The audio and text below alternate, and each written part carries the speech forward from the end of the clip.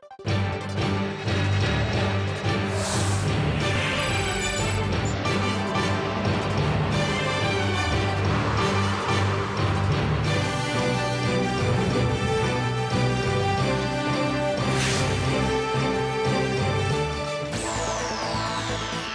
the headlines, Canada's Prime Minister calls Wednesday's shootings an act of terrorism while police lift the lockdown in Ottawa. Washington says it's ready to reduce its military presence in Asia if Pyongyang rejoins nuclear negotiations. Seoul reacts and rules out any such possibility in the near future. And on the earnings front, SK Hynix logs a record-high profit in the third quarter on strong memory chip sales, while Hyundai Motor reports damage from the unfavorable currency environment. Hello and welcome to the newscast coming to you live from Seoul. I am Kang Tae-ri. So there was apparently no deal between Washington and Pyongyang in the release of one of the 3 American detainees in North Korea.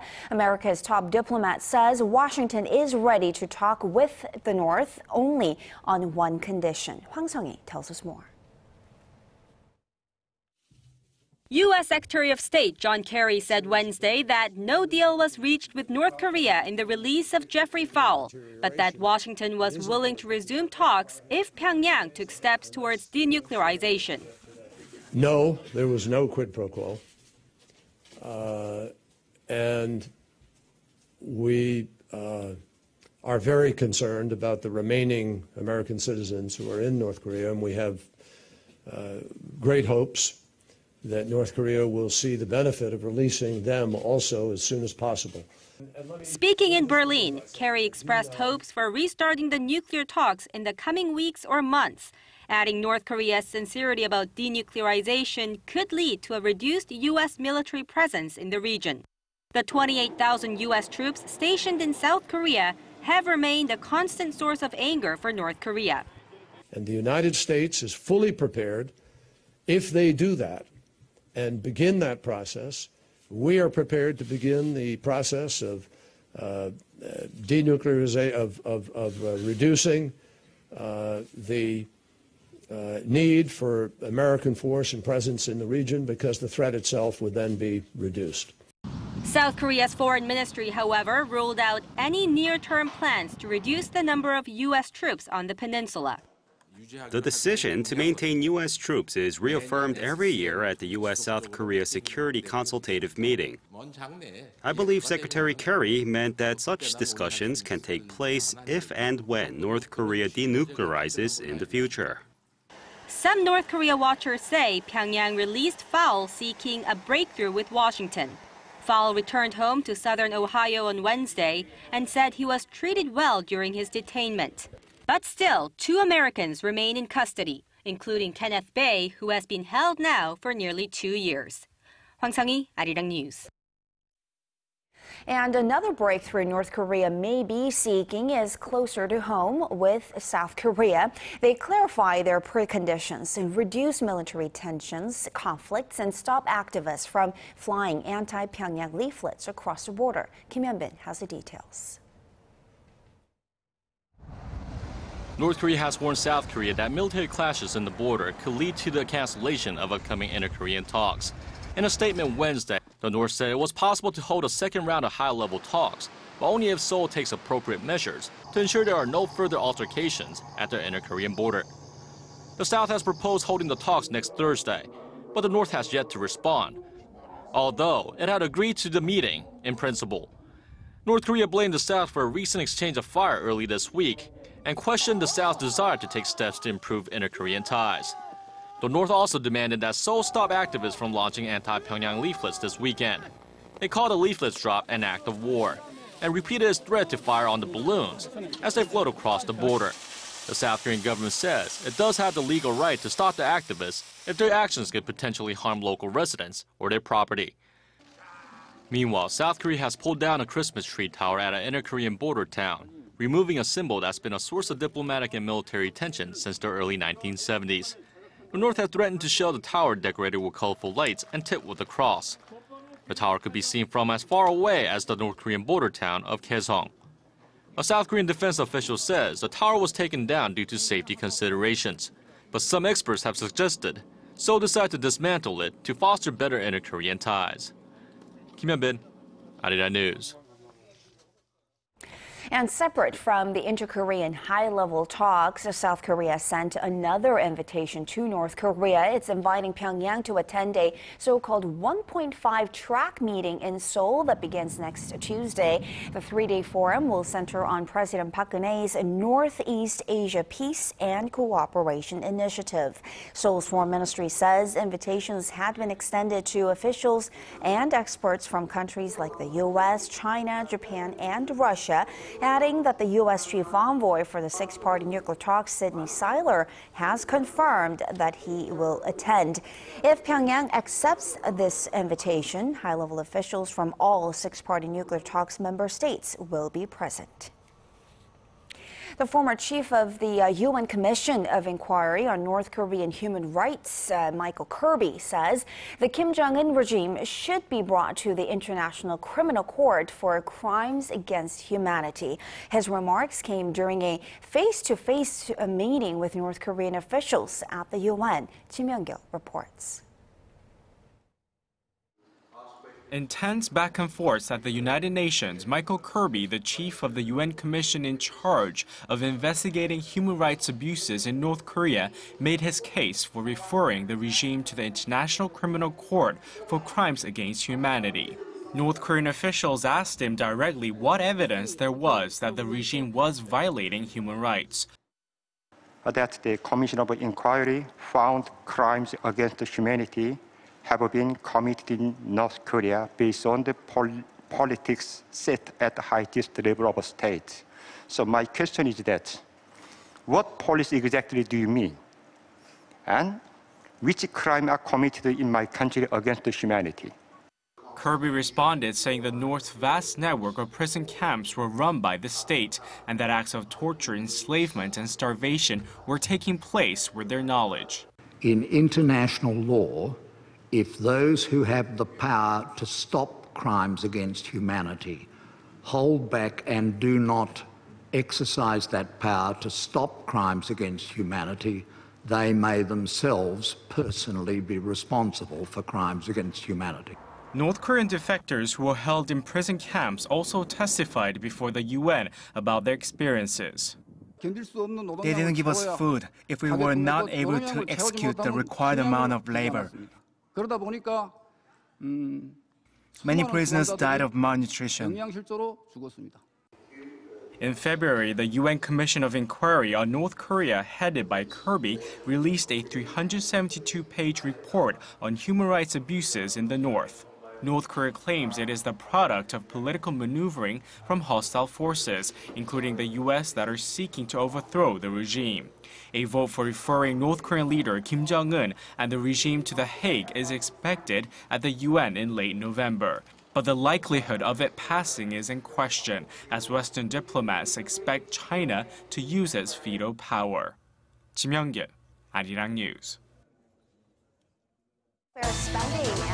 For the latest in news that impacts Korea and the world, join GeunHye for a lively half hour that covers politics, business, international news, and much more. Live at 8 every weeknight on ARIRANG TV. Human Rights Council headquarters in Geneva on Thursday, finding ways to persuade. It's earnings season here in Korea, and the chipmaker SK Hynix is all smiles, but Hyundai Motor reports damage from the strong won and the weak yen story. Shin Se-min reports. Hyundai Motor's third quarter report card is far from positive. Its operating profit fell 18% on year to $1.5 billion, its lowest level in nearly 4 years. Net profit dropped more than 28%. The damage is mostly from unfavorable currency environment, with the strong Korean won and the weak Japanese yen offsetting strong sales in the third quarter. Besides the global trend that's been hitting many Korean exporters, another factor came from within, from its labor union. Work stoppages by some 47,000 unionized workers since August halted the company's production line multiple times. Looking forward, though, the world's fifth largest automaker is expected to bounce back in the next quarter. The last quarterly report is looking bright for Hyundai Motor as the currency has stabilized since the third quarter and is likely to stay balanced. Also, unionized workers have reached an agreement with management, so if the manufacturing line runs smoothly, the company will churn out a better profit towards the end of the year. Staying on the earnings front, chipmaker SK Hynix posted record quarterly earnings in the third quarter thanks to increased demand for DRAM chips. The world's #2 memory chip maker says its operating profit reached nearly $1.2 billion, up more than 11% on year. Increased demand for semiconductors used in smartphones and PCs led the way. Shin Se-min, ARIRANG News. President Park Geun-hye carried on with her economic revitalization drive on this Thursday, calling on the private sector to invest more and take on a bigger role in the government's economic innovation plan. At the groundbreaking ceremony for LG Group's new R&D park in Western Seoul, President Park talked about how the weak Japanese yen and sluggish domestic demand are threatening Korea's growth potential. The president then said by developing innovative technologies and industries, Korean businesses will be able to generate opportunities out of the current economic situation. Touting LG Group's R&D initiative, President Park pinned hopes on creating synergy between the government, businesses, and the young, innovative workforce. The name Nokia will no longer be seen on Microsoft's new smartphones. The U.S. company has confirmed that its Lumia series of smartphones will now be named the Microsoft Lumia. This follows Microsoft's buying Nokia's mobile division back in April at a price of $7.2 billion US. Ever since then, the firm has been phasing out the name of Nokia. More than 12,000 people have been laid off from Nokia's mobile division since July. As the number of Chinese opting to spend their vacations in Korea grows, marketing experts from Korea and China are trying to analyze their spending patterns, and our Kwon So-ah shares with us what topped the list in a new survey detailing Chinese visitors' favorite Korean goods and services. China's National Day holiday, which came to a close earlier this month, serves as an important time for Korean businesses to study the latest buying trends of Chinese consumers. And the Korea Marketing Association and China's People's Daily Online jointly conducted an online survey on more than 17,000 Chinese people that found more than 40 Korean products Chinese consumers are most interested in. 18 were non-durable goods like cosmetics, health products, and food and beverages, including Korea's globally popular instant noodles Nongsim Shinramen. Amore Pacific's cosmetic brand Seorasu is also very popular among the Chinese due to its herbal ingredients and gold decoration. 10 of the most popular items were durable goods like luxury bags, electronic devices, and cars. Chinese buyers are also reaching for Korea's best-selling rice cooker Kuku and Samsung's Galaxy smartphones. In the service sector, K-pop group EXO, award-winning drama My Love from the Star, cafes and bakeries like Cafe Bene and Paris Baguette topped the list. Lotte department store was also very popular. It saw sales spike 87% on year during the Chinese National Day holiday. The Korea Marketing Association's analysis shows Chinese consumers are very keen on gold and metallic decorated products, but do not always buy top-end brands. The research team says their survey provides domestic businesses with valuable insights into the current market trends, giving Korea and China the opportunity to grow together. Kwon So-ah, ARIRANG News. A number of exciting conventions and exhibitions are taking place on the sidelines of the ITU Plenipotentiary Conference currently underway in Busan, and one of them focuses entirely on big data, which has emerged as a vital tool for helping businesses grow. Our Kim Ji-yeon reports. The Big Data World Convention 2014 is a chance for international businesses to share the ways they collect and utilize big data to improve operations and decision-making. Big data refers to a massive volume of both structured and unstructured data that is quite difficult to process using traditional techniques. At the event, US-based software provider Hortonworks explained the development and distribution of its open-source platform. And what people are just realizing how to do is to take that traditional transactional data that they had before, data that they would get from a web form, data that they would get from their ERP systems or something, and marry it with data that's coming from sensors, from social media, from mobile, to try to get a better understanding of their products, their services. Hortonworks and Korea-based tech giant SK C&C signed a memorandum of understanding in August to collaborate over big data. The deal means SK C&C will adopt the Hortonworks data platform to support its various big data analytic tools. This strategic partnership between the two companies is expected to maximize the way big data is integrated into various sectors in Korea, including telecommunications, finance, security, and manufacturing. Korea's Science and ICT Minister Choi Yang-hee also participated in the event, saying that the country's information and technology sector needs to increasingly incorporate big data and that it falls in line with the government's Creative Economy Initiative. Kim Jeon, ARIRANG News, Busan. And staying with the ITU, a new head of the organization has been named. Current Deputy Secretary General Zhao has been promoted to lead the ITU for the next 4 years. The 64-year-old served 2 terms as Director of the Telecommunications Standardization Bureau starting in 1999. In his new role, Mr. Zhao vowed to narrow the digital divide through the organization and keep as many people connected as possible. But if you look at the ITU's recent situation, we have found that in recent 4 years, we had some kind of difficulties when we had some kind of political debate. And they found me perhaps it's good candidate to be the next Secretary General to unite all members, to work together. So with such kind of wonderful spirit of. And Korea's Minister of Science, ICT and Future Planning, Choi Yang-hee, met with the new Secretary General and congratulated him on his election. Mr. Zhao asked for Korea's continuous support and ideas in the ITU sector, and the two agreed on putting efforts for firm cooperation.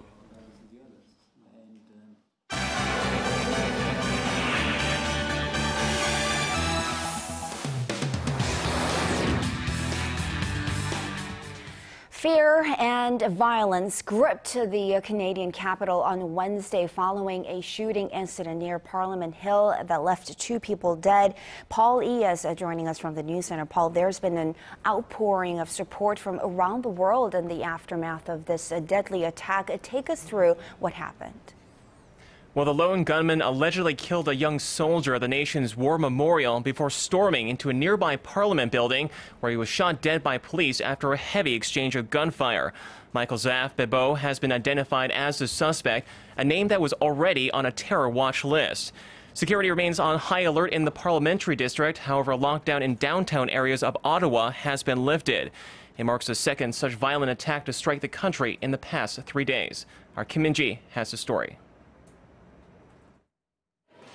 The heart of Ottawa was in lockdown Wednesday after a soldier guarding a war memorial was shot dead and gunfire erupted in the Parliament building.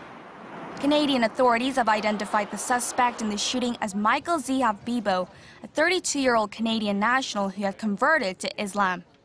He was shot dead by police in a firefight at the Parliament. Authorities have not ruled out the possibility that additional shooters could be on the run. Witness accounts suggest the man who fatally shot the soldier later stormed the Parliament, but Canadian police say they couldn't confirm if it was the same person. The soldier killed has been identified as 24-year-old Corporal Nathan Cirillo. 3 others have been hospitalized but are said to be in stable condition. Eyewitnesses say they heard multiple gunshots. I was just taking off my jacket to go into caucus. I hear this pop, pop, pop, possibly 10 shots, don't really know. Thought it was dynamite or construction rather than anything else. The chaos took place just before 10 a.m. local time as leaders of Canada's three major parties were holding weekly meetings of Parliament. Addressing the nation after the attack, Prime Minister Stephen Harper said Canada will not be intimidated. In fact, this will lead us to strengthen our resolve and redouble our efforts, and those of our national security agencies, to take all necessary steps to identify and counter threats and keep Canada safe here at home. He added those responsible would have no haven. The shootings came a matter of hours after Canada raised its terror threat level from low to medium, following an incident on Monday in which a soldier was killed in a hit-and-run attack by a Muslim convert. No motive for the shootings has been identified yet, but earlier this month, Canada announced plans to join the U.S.-led coalition against Islamic State militants in Iraq. Kim Min-ji, ARIRANG News. And shifting focus to the latest on the Ebola crisis, the U.S. has placed additional travel restrictions on those flying in from Ebola-hit countries as fears of further infections spreading on American soil continue to grip this country. We saw stricter health screenings put in place last week. So how are these new measures different? Well, those air passengers will now be closely monitored by U.S. health officials for any symptoms over the course of 21 days, which is the maximum incubation period for the virus. They will apply to all travelers coming from Liberia, Sierra Leone, and Guinea, regardless of any midway connecting flights. The Centers for Disease Control and Prevention announced the measures on Wednesday and added that they will take effect starting early next week. Speaking in Washington, President Barack Obama said he was cautiously optimistic. We're concerned about some spike in cases in Guinea. One of the good things that has come out of all the attention that this has received over the last several months, and frankly, the coordination of the United States with the international community, is that people understand if we are going to protect all of our citizens globally, we have to do a better job of getting into these countries quicker and providing more help faster. Meanwhile, in Geneva, the World Health Organization opened its third emergency meeting on the Ebola crisis to discuss whether stricter travel rules were needed in West Africa's border areas. The agency also updated the outbreak's death toll, which showed a spike of 322 deaths over a 5-day period. And staying in the U.S., authorities in Washington have arrested another man after he allegedly breached the front grounds of the White House. This is the second attempt in less than a month that an intruder has been dramatically brought down by the Secret Service. That's right, but fortunately this time around the intruder didn't get as far, most likely due to the enhanced security around the presidential office. The suspect has been identified as 23-year-old Dominic Adesanya. He was not armed, but investigators have yet to disclose any further details. Video released on Wednesday showed the man jumping the White House fence onto the north lawn at around 7 p.m. He was then attacked by security dogs before being apprehended by Secret Service agents. A lockdown of the White House was then lifted later that night following a partial evacuation of staff. Witnesses said the security response was immediate and effective. I saw somebody coming down from the top of the fence and landing. Immediately, I had seen 5 and possibly 6 Secret Service on the inside of the fence swarm him with flashlights and batons out. From where I saw, it's a good distance. Maybe arms were drawn, but that I definitely did. I not positively saw. The incident comes amid a series of security lapses, including an intruder armed with a knife entering the executive mansion last month. The unprecedented security breach led to congressional hearings and the resignation of Julia Pearson, the director of the Secret Service. And finally, Brazil's presidential election is heating up with only 3 days to go before Election Day. It goes without saying the politics can often turn ugly, and it's pretty universal. And it looks like the two final candidates are not pulling any punches as they are heading to the wire. Well, the incumbent President Dilma Rousseff is facing stiff competition against opposition challenger Alceu Neves, who represents the Center Social Democracy Party. Rousseff has been attacking Neves for his close ties to big business, as well as accusing him of trying to dismantle state-run banks. The 54-year-old fired back at his opponent on Wednesday and assured voters that social programs that provide aid to poor families would not be cut under his watch. Even just today, there are news giving the idea that we could be going towards reducing or ending our social programs or towards privatization of public banks, which isn't going to happen. Our opponents know this. So my duty is to calm the beneficiaries of the Bolsa Familia, because the program isn't just going to remain in place, it is going to be expanded to help Brazilian families. Excluding undecided voters, the latest polls as of Monday show Rousseff has extended her lead to 52% support, against 48% for Neves. Chetty? All right, thank you so much, Paul, for those stories, and we'll see you back here in just about 2 hours.